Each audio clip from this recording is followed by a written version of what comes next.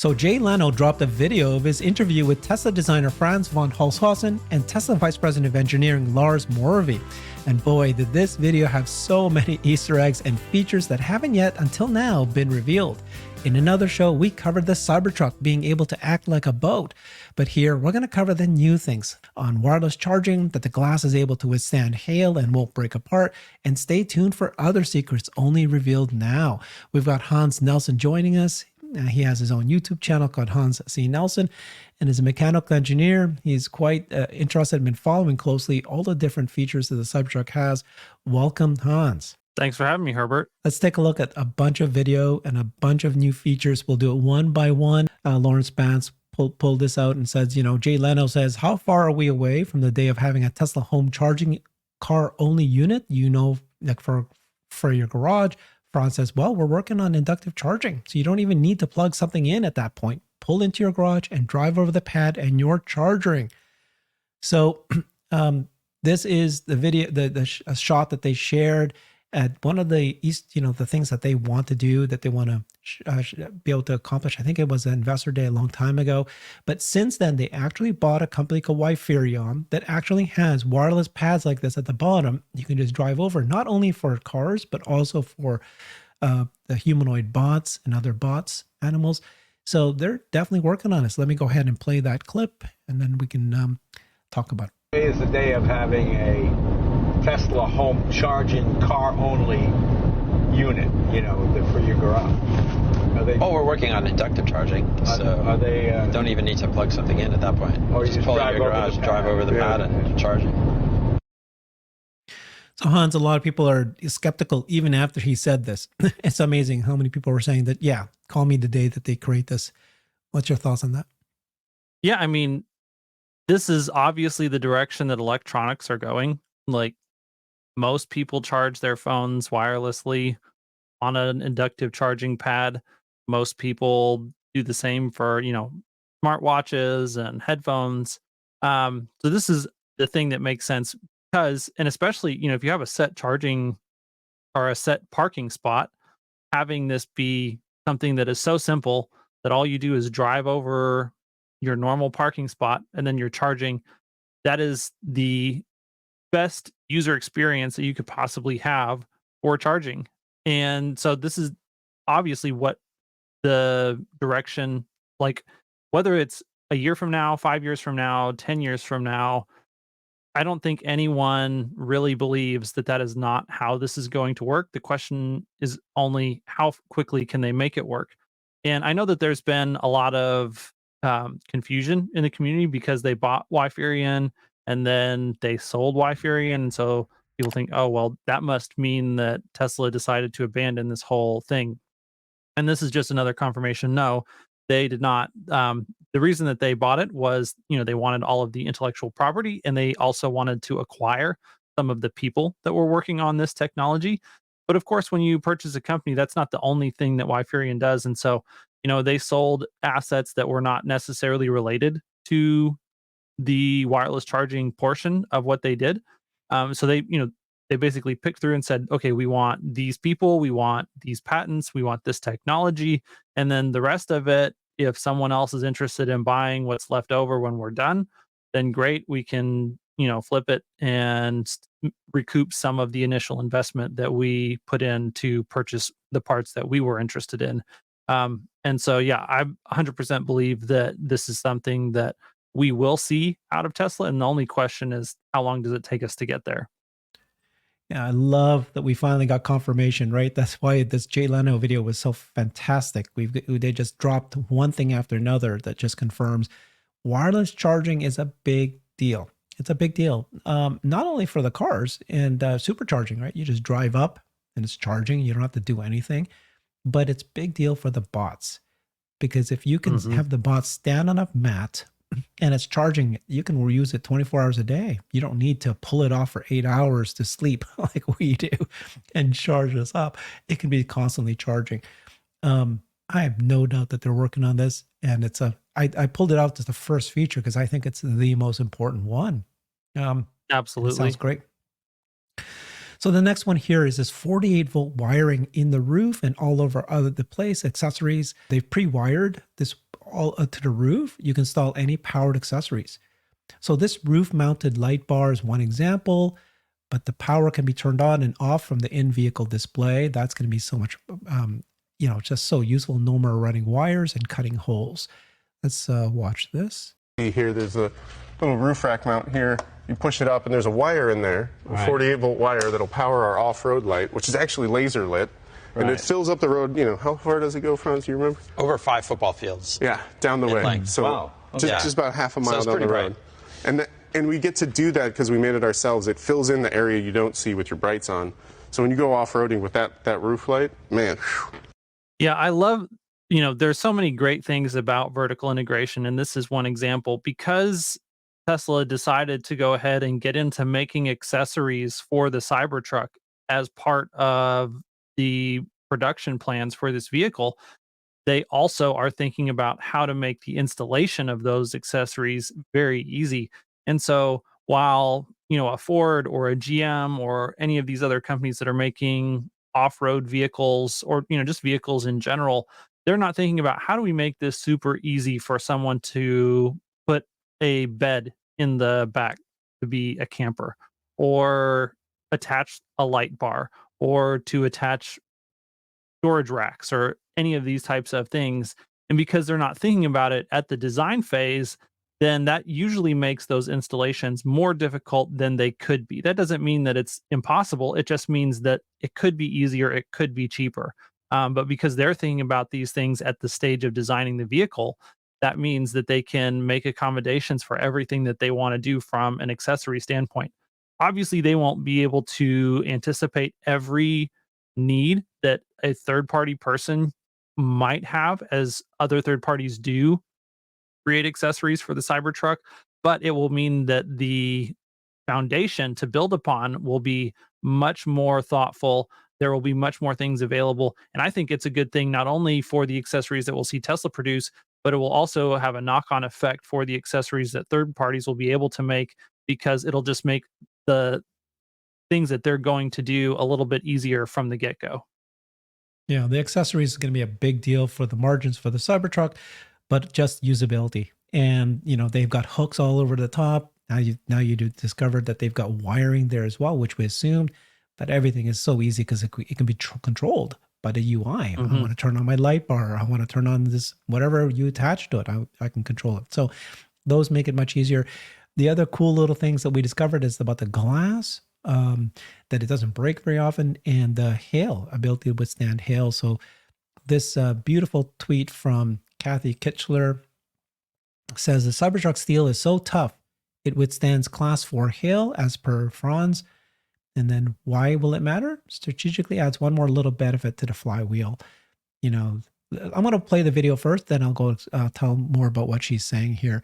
But first, before we do the hail, let's listen to how different the glass is. What little engineering tricks do we have here? I mean, there's a ton on the inside, but on the outside, like I think you talked about the stainless steel, but I think some of the things that you kind of don't mention, and you mentioned this earlier, is the glass. So this glass up here is the biggest piece of automotive glass, but it has to be tough too.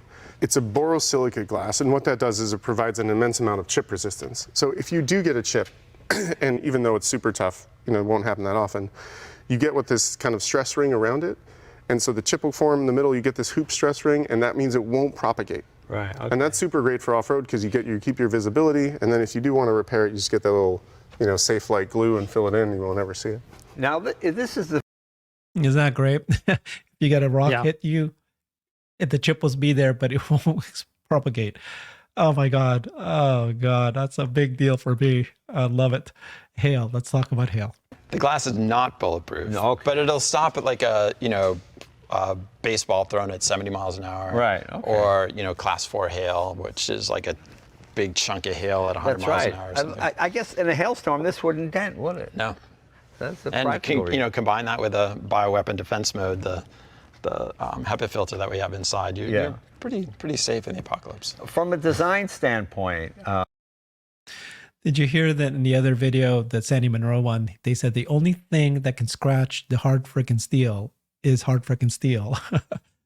And so the benefit of Yeah. Yeah, from as far as there in the factory. Obviously, Diamond is going to be able to scratch. There will be other things besides it, but yeah, as far as all the things that it's coming into contact with during the manufacturing process, other sheets of HFS are the thing that they have to be careful about. So even hail can't scratch the steel, but it can also not break the glass. So that's really critical. I mean, it just feels like they thought of everything. So let's so let's take a look at what Kathy continued to say here.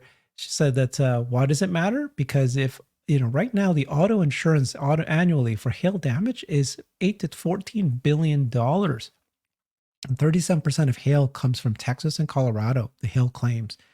And then it turns out that Tesla Insurance operates in Texas and Colorado as well. Hail damage claims in your vehicle, what you need to know. It's a big expense. Tesla Insurance acts in all these states. So yeah, so now, that if you live in Texas and Colorado, you may not have to have claims anymore. And if you happen to have Tesla Insurance saves money. Yeah, and those are going to both be pretty good sized markets for the Cybertruck. I would anticipate that, both for work, but also for off-roading. There's a lot of that happens here, and Cybertruck is going to be good in both of those use cases. So, this isn't going to be a meaningful impact to the actual financials of Tesla Insurance for quite a while, just because, SX3 and Y are a significantly higher portion of the fleet in those areas, and they're going to be for a long time until we reach pretty significant production on the Cybertruck. But over time, this is going to be a big deal. And it just speaks back to the, initial design ethos that Franz wanted the exterior of the truck to be the tough part. And so you see that not only in the steel, but also in the glass. And it's going to make the vehicle, just robust in not only hail, but I'm sure, like everyone else has mentioned, door dings and fender benders and any number of things that cause other vehicles to end up having to be repaired, and those repairs are usually expensive. That anything that's related to paint basically goes away. A lot of small dings and dents goes away. And then if your glass is also tougher, it's much harder to chip or shatter. Then that's the last piece that is necessary for you to have essentially an apocalypse vehicle. And that was kind of the design goal. Okay. And then we're going to go and share a bunch of Easter eggs. More, tell me if you want to pause this video. It's a 5-minute long video, but tell me if anything pops up. Otherwise, we'll watch it and then we'll reply to some of these beautiful Easter eggs. Drumming all over. The Tesla tires are an engineering feat in of themselves. We work with our partners, in this case Goodyear, to make some of the lowest rolling resistance tires on the market. To Franz's point on efficiency, it's got to be super efficient. But for this truck in particular, it also had to go off-road. And to your point, it's got to be quiet. So these will take you, basically in the mud and do whatever you want. But on the highway, they're super quiet. There's no compressor to fill the tires on board, is there? So we do have a compressor on board. Obviously fills the air suspension. And I just wanted to make the point that being quiet also means that there's less energy that's being wasted. So that's great for range as well. There is a hit that the vehicle, if you go from the road tires to the off-road tires, your range does decrease a little bit, but the amount that range decreases is going to be significantly lower than it would be, if you just went to your tire store and bought big off-road mudding tires, which then you'll see an even bigger range penalty driving around with, something that's huge knobby tires. There's about 17 liters of capacity in that. So you can, if you get a spare, you can. Well, the thing is that tire has probably about 120 liters of air in it. Right. So even though we're at 300 psi there, and this is at 50, the entropy that you need to take the air out of there and put it into there means you're going to fill really slow, like 20, 30 minutes. So what we do is with our 240 and 110 volts in the back, we give you an off-board air compressor you put in your little under storage bay in the trunk, and that compressor is capable of doing tires because it's a different set speed. Any other secrets here or things I should know? Yeah, so another cool thing we did for off-road is the original, Franz, you had this light. You had the 2 light feature, and at Tesla we never under promise, we always try and over deliver. So you notice the light is missing, but what we did is we made an off-road light And actually, that's a little Easter egg. You can see here, there's a little roof rack mount here. You push it up, and there's a wire in there, a 48-volt wire that'll power our off-road light, which is actually laser lit. And it fills up the road. You know, how far does it go, Franz? Do you remember? Over 5 football fields. Yeah, down the in way. length. So Wow. just about half a mile it's down pretty the road. And we get to do that because we made it ourselves. It fills in the area you don't see with your brights on. So when you go off-roading with that roof light, man. And see you don't have everything. to, cut a hole in your IP to wire the little switch. Right, It's right. all We did it for you. built into the user. And you just have a UI. button that says, Okay, now this is your charge port here? Yeah, charge port. We hit away again. Didn't want to cut holes in the stainless steel. Right. Make Lars's life easier. thank you. But one of the things we were also trying to do with all this cleanness was offer an immense amount of flexibility. So we talked about the roof rack and the headlight, but underneath we also have a bunch of features on the outside of the battery pack, so you can bolt on a skid plate if you want to go out okay. super off-roading. And then we did that back here with the tent and the tailgate and the tonneau. So you have the roof rack mounts here. There's 4 of them that go all the way up the truck. And it's really about customizable, as you said, Yeah. Swiss Army knife. Yeah, So- Swiss Army knife. I mean, we designed a tent that's specific for this. It's an inflatable tent. You can inflate it and have your tent built in basically less than 5 minutes. Includes a mattress in it, so you can overnight anywhere. Great camping vehicle. In That's the your bed, you've tailgate got right there? Yeah, your tailgate. You've got 110 and 240 right in here, so Right. you can plug in your welder and weld from this truck, Yes. which is pretty insane. Yes, great. You know, any or- other kind of 110 outlet. Yeah. Or Elon did want to make it a boat, and so the vehicle almost floats. Maybe you have to add a little bit of extra buoyancy just to keep it up. And if you're creative and you want, you could figure out how to put an outboard motor plugged into your outlet there, turn it on from your screen, and go boating. Really? I mean, I haven't engineered that one yet, but I'm sure you could do it, All Jay. right, yeah, that's right up my alley. Well, just Lots of little Easter eggs there. What'd you think? Yeah, one of my favorite little throwaway comments was when Lars said, "We never underpromise, but we always try to overdeliver." And that tends to be true. Elon has high hopes and high expectations, and as we've spoken about before, the boat mode is one expression of that. But the flexibility that we saw there, just all the different things that are possible, all of the little things that are accessible, having power throughout, having those 110 and 240 outlets, the ability to attach things like the tent, but also any number of things that will be able to be mounted directly to the top of the bed of the truck for people that want to extend the functionality. And they really have thought about, just like they said, ways to make this like a great Swiss Army knife, just a very flexible, functional foundation that any number of use cases can be built on top of. Lots of fun stuff there. Okay. And then let's talk about off-roading. This is interesting because, like you and I were saying before, I am not a person who cares about off-roading, but if they make it this easy and this fun, and I know that I'm not going to damage this vehicle, I'm going to go off-roading. So let's watch a little bit of that conversation. Opening and closing the rear, off-road capability. Yeah, and that's all right here. So much like our normal screens, we have the control screen. right. But you get easy access to ride height, which you can also do from the scroll wheel. But one of the cool things we've done on Cybertruck is really give it the truck mode. So you have your normal controls for quick controls, but you also have dynamics, which is, in many of our other vehicles is Right. focused on steering effort and suspension. Right.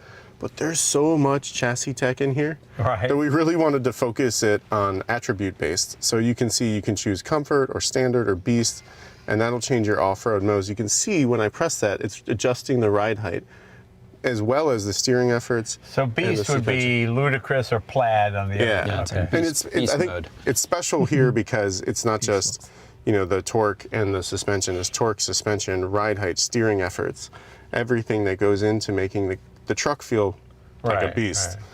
right. And then we have the off-road mode here, which is specially designed for Cybertruck. It's our first off-road mode, and here's where it really shines. There's 2 basic modes. You can either do Baja, which is high-speed stuff, and again, we're really focused on the attribute. You can use deceleration mode high if you want to, be very controlled with what you're doing, or standard. And this is, your fun slider where we give you the handling balance. If you go 100% rear, that's some really fun drifting. Right. Or if you want to drift backwards, you can go 100% front. Okay. And then we have stability assist for what you might need. And then here's the cool one we talked about outside, Wade mode. where it pressurizes the battery and raises the vehicle. And Oh, now it's going up. you can feel it going up. Feel how tall it is right. now. And you can activate this. It'll pressurize the battery for driving through water, which is super, super cool. And then you got your overlanding mode. And here's another area where we tried to focus on you as a driver. A lot of trucks will give you like slip control and like downhill descent, but like a lot of people don't really compute with that. And so we put it, very simply here for you. What kind of terrain are you on? Right. All purpose, sand, gravel, rock, and we adjust the torque. We adjust the suspension to deal with those modes, as well as we have the same stopping mode, hold or roll, and then of course we have trail assist, which is hill descent assist, and again wade mode here. So that's really all unique and new for Cybertruck. Super fun off-road stuff that we did. Also, it's got a tow, so we tow up to 11,000 pounds. Right. Integrated trailer brake controller here, so you don't have to buy one, and you get your trailer gain, your brake boost, all this stuff right here already integrated into the mode.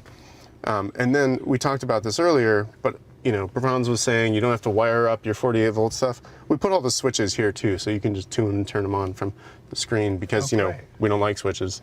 So we just make sure they're here. Do it all right here. Other cool things is, we have extract mode in off-road mode, gets up to 17.5 inches of ground clearance. You can go up to 10 miles per hour with that. Oh, okay. So you can be driving, if you get stuck on a rock, you can drive up and go over the rock. And then, when we're in on-road mode, we have entry mode here, which gets you super, super low, basically slams it on the bump stop so you can get in and out very, very easily. But all your other controls are here as well, opening, closing the tonneau. And then, of course, you can swipe over, you get your... And all these work on voice command as well. Of course. Yes. We're getting better and better at that. So we're all the way up. Now, is we as high as we can go now? We are actually as low as we can. No, it's high. Oh, we're as high. We went up, and then I was going to... Full height would actually be an extract here. So we can go a little higher. And that's going a little higher. It's going higher. And the air suspension is super, super fast. It can do up to a half an inch a second, which is super quick, up and down. We have more travel than any of the other air suspensions on the market, the Rams, the Rivians, whatever. And we can go up and down through our entire travel faster than anyone. Well, I think it's important to note that it's true ground clearance. Ground clearance. Yeah. There's no diff hanging down in the middle. Right, You always scrape on rocks. Yeah, there's that difference between running clearance and ground clearance. So running clearance is sort of, what can you, clear underneath the base part of the car. But ground clearance is true, which is what underneath the axles. For us, it's basically the same number. Only have just a little bit of the suspension sticking out in the corners. So much there, easy to control. What'd you think? Yes.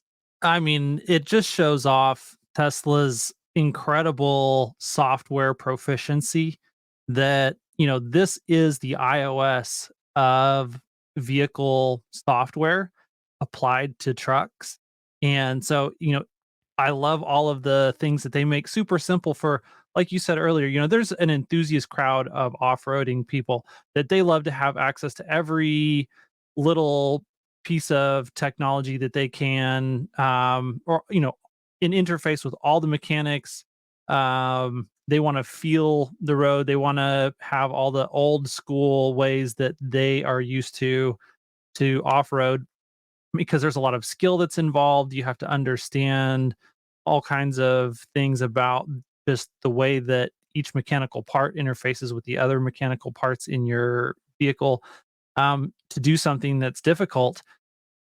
Cybertruck is not necessarily like that, but one of the things that it can do is it can make things that are very complicated and interesting to a hardcore off-roading enthusiast, to make it simple and accessible for people who otherwise would just be totally overwhelmed and uninterested in that.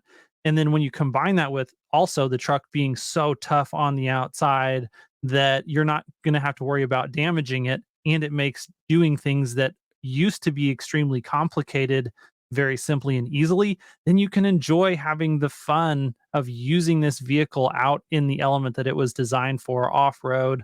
That's going to be super cool to see. There's going to be an entire new audience of people and market of people that are interested in using this vehicle off-road because of what it can do. And that's not only from the physical mechanical components of the vehicle, it's also in huge part due to the software.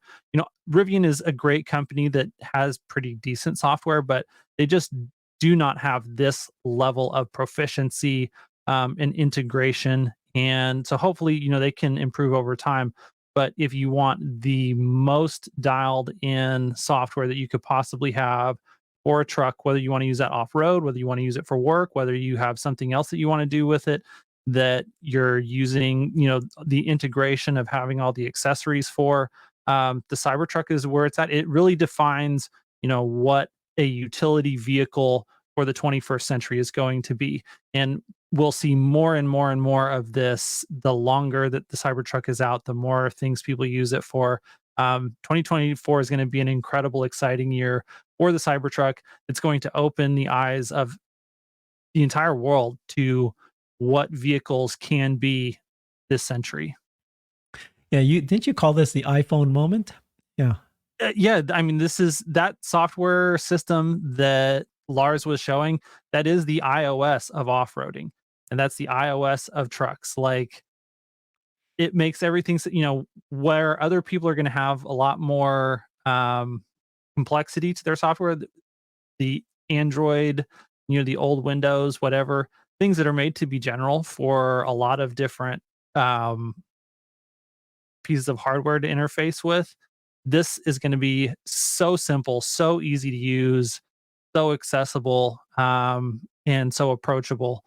And that is just, that's what puts them a step ahead of the competition. Yeah. What struck me was the ease of customization, right? You just press a button and then you can design it, feel it the way you want to feel it. And so one of the things I know that is going to be so appealing to so many people is that apparently when you're driving in the Cybertruck, it feels smooth. It's very quiet and it feels like like easy to maneuver. So because of the steer by wire, it doesn't feel like a big hunking, heavy thing that you're driving. It feels like a car and responsiveness. And so, people like me and who are not truck drivers, maybe moms out there would enjoy this. You sit up high, you feel safe, and yet it drives so easily. And then if you press a button, you can make it like this off-roading thing, really tough beast mode, so it's going to appeal to everybody. And did they also, right? Was it Franz confirmed that they got 2 million reservations for this? Yeah. And so, that's 2 million. It was way more than 1 million. They got a lot to go. And, do you think they hit this out of the park? I mean, it sure feels like it, especially with the customizability of all this and accessories, that there's going to be something where somebody who wasn't really into it yet realizes, once they feel it and understand the features, it feels like they hit it out of the park and has this wide range of addressable market. What's your expectations? Absolutely. Yeah, I mean, this is the beauty of technology, is that we get things that are capable of so many different things. Like, the only reason that the Cybertruck can be so comfortable to drive, to where it almost feels like you're driving a normal car, except, you're just a little bit higher off the ground because of the steering and the ease, the rigidity of the frame, like all of these things, it can do all of that. And then it can be a great truck, and it can be great at off-road, and it can be great in so many different areas. Like, it's the advancements in manufacturing technology and software that make all of that possible. And then eventually, once we reach volume production, and people are going to be surprised, it's going to be way more than 250,000 of these that are produced every year. It will also be cheaper than your F-150, whether it's a Lightning or a gas-powered F-150. So it'll be better on so many dimensions, and then cheaper to boot. And all of that is made possible because of the incredible innovation of Tesla's culture and their focus on making technology better and better every day. And then Elon did say a long time ago that there might be a possibility of a smaller version of the Cybertruck. And then of course they're going to create different segments, and maybe they'll use a Cybervan. Maybe they'll use this for the third generation vehicle. Maybe not the outside, but certainly everything that's inside. I think what you called it, which is a right call. This is the iPhone moment. This is the new iOS. Like when the first iPhone came, it just shocked everybody at how different it was, but how much better it was. And then it just makes everything look useless. And this is going to be the new way. And it's going to be a big hit. And it's going to be amazing. So I'm really happy that we saw this with the Jay Leno video, because they finally had, sat down and walked through every part. And there was a lot of Easter eggs. What's your most favorite? I think the thing that I'm looking forward to the most is actually the tent. I'm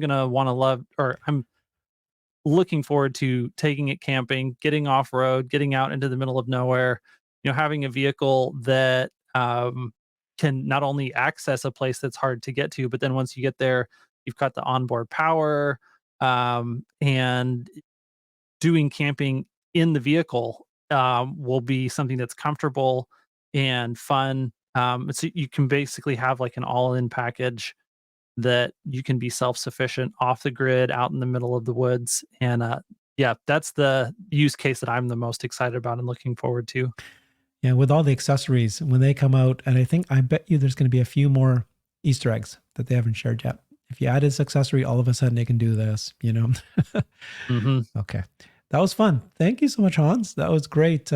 This is a great video for us to review, and there was a number of things there that was brand new.